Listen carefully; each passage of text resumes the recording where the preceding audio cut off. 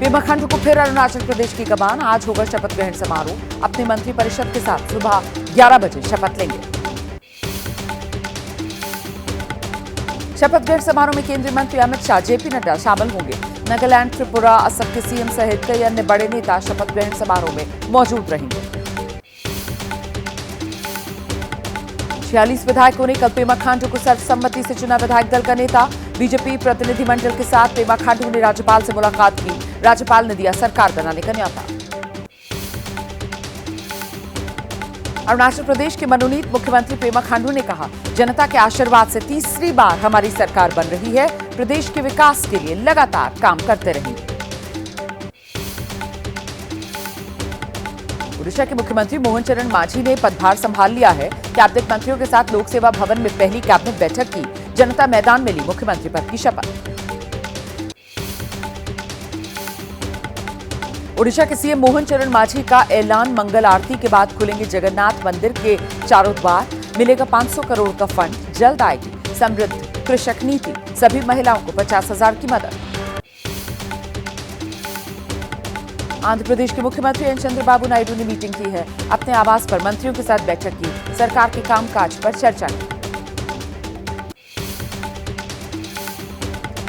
आंध्र प्रदेश के मुख्यमंत्री चंद्रबाबू नायडू और मंत्री नारा लोकेश परिवार के साथ पहुंचे तिरुमला तिरुपति मंदिर। भगवान वेंकटेश्वर के दर्शन किए। आंध्र प्रदेश में केंद्रीय मंत्री पीयूष गोयल ने तिरुमला तिरुपति मंदिर में पूजा अर्चना की है। परिवार के साथ पीयूष गोयल ने भी पूजा अर्चना की। आंध्र प्रदेश के अमरावती में सचिवालय रंग बिरंगी रोशनी से सजाया गया। आज से सचिवालय में सीएम चंद्रबाबू नायडू संभालेंगे कार्यभार। बीजेपी टीडीपी जनसेना के गठबंधन को लेकर वाईएसआरसीपी नेता वी रेड्डी का दावा, तीनों पार्टियों में चुनाव के पहले भी गठबंधन था। वाईएसआरसीपी कैडर पर अत्याचार के लिए तीनों पार्टियां जिम्मेदार हैं। मध्य प्रदेश के पर्यटन स्थलों को हवाई सेवा से जोड़ने के प्रोजेक्ट को सीएम मोहन यादव शुरू करने जा रहे हैं। प्रदेश के 8 शहर जुड़ जाएंगे। फ्लाईओला वेबसाइट से online ticket booking.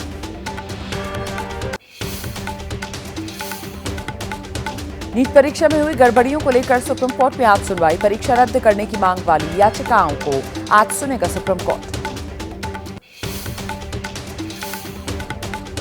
Rahul Gandhi ने कहा, मोदी जी ने बीते 10 साल में एक समुदाय को दूसरे समुदाय से लड़ाने का काम किया है। चुनाव में मोदी जी संविधान को खत्म करने की बात कर रहे थे, लेकिन जनता ने उनको जवाब दे दिया।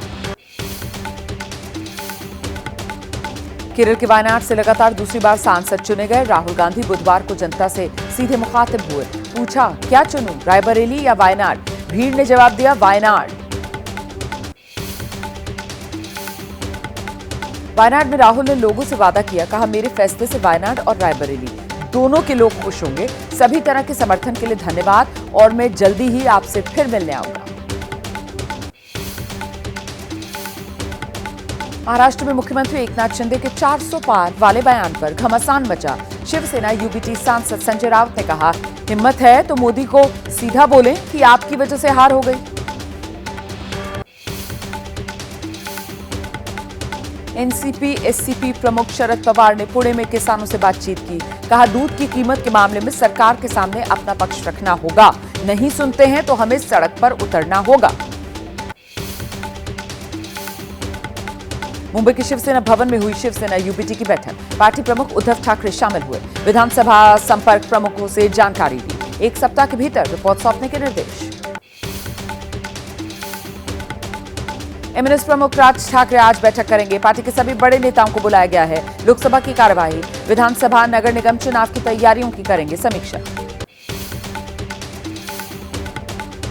मराठा आरक्षण की मांग को लेकर मनोज जरांगे पाटिल का अनशन जारी है। लगातार उनकी सेहत बिगड़ रही है। डॉक्टर्स की सलाह पर इलाज के लिए अब राजी हुए, लेकिन राज्य सरकार की टेंशन बढ़ी हुई है। चंडीगढ़ में आज दोपहर 3 बजे शिरोमणि अकाली दल की कोर कमेटी की बैठक। लोकसभा चुनाव में सिर्फ 1 सीट जीत पाई है पार्टी। वोट शेयर भी बीजेपी से कम रहा। हार के बाद उत्तर प्रदेश बीजेपी में रार। संजीव बालियान, संगीत सुम के बीच लड़ाई गहराई। संजीव सहरावत नाम के शख्स ने संगीत सोम को भेजा लीगल नोटिस, मांगा 10 करोड़ का हर्जाना।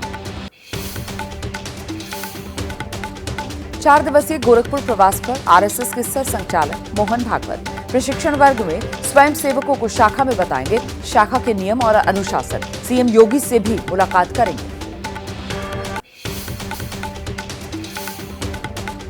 कुवैत में हुई आग की घटना पर विदेश राज्य मंत्री कीर्तिवर्धन सिंह ने कहा है, मृतकों की पहचान की प्रक्रिया चल रही है। ज्यादातर लोग केरल और दक्षिण भारत के अन्य हिस्सों से हैं। प्रधानमंत्री मोदी ने मृतकों के परिवारों के प्रति व्यक्त की है अपनी संवेदना। प्रधानमंत्री राहत कोष से मृतक भारतीय नागरिकों के परिवारों को 2 लाख रुपए की अनुग्रह राशि मिलेगी। पीएम मोदी के 30वें कार्यकाल का पहला विदेश दौरा, G7 शिखर सम्मेलन के लिए आज जाएंगे इटली।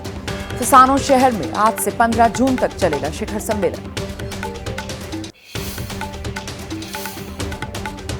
सम्मेलन में आर्टिफिशियल इंटेलिजेंस, दक्षिण अफ्रीका की समस्या जैसे प्रमुख मुद्दे, रूस यूक्रेन युद्ध और मध्य पूर्व के हालात पर भी गंभीर मंथन होगा।